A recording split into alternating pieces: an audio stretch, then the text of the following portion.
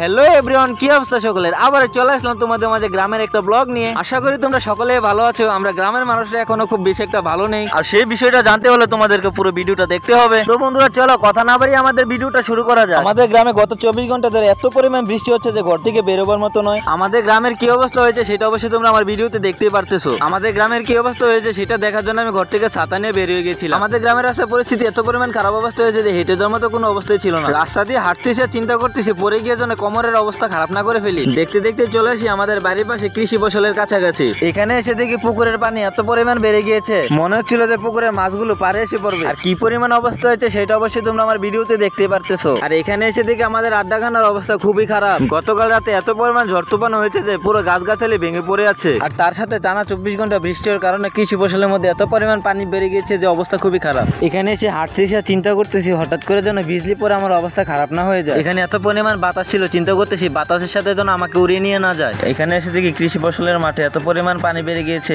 দেখে মনে হচ্ছে নৌকা চালানো যাবে। হাঁটতেছি আর চিন্তা করতেছি এত পানির মধ্যে কিভাবে কৃষি ফসল করবে। কিছুদিন আগেও এখানে পানির অভাবে ফসল করতে পারতেছিল না, আর এখন এত পরিমাণ পানি বেড়ে গিয়েছে যে পানির কারণে ফসল করতে পারতেছে না। এখান থেকে হাঁটতেছি আর চিন্তা করতেছি সামনে গিয়ে দেখা যাক পানিগুলো নামতেছে কিনা। আর এত পরিমাণ বাতাস ছিল, পানির ঢেউগুলো দেখতে অনেকটা ভালোই লাগতেছিল। এখান থেকে দেখে মনে হচ্ছে এটা কোনো কৃষি ফসল না, এটা একটা সমুদ্র সৈকত। আগামী দিনকে এখানে গাইস এত বৃষ্টি হচ্ছিল আমাদের এখানে যে কি বলবো।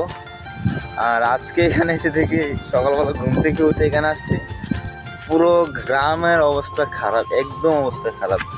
দেখুন এখানে পানি একদমই ছিল না, বাট কম ছিল, মানে এখানে ওঠার মতো পানি দেখছিলাম না। আর আজকে এসে দেখি এখানে এত পরিমাণ পানি হয়েছে যে আমাদের এখানে গত 24 ঘন্টা বৃষ্টি হয়েছে, যার ফলে এখন দিনটার এই অবস্থা আর আমাদের গ্রামের ফসলের এই অবস্থা।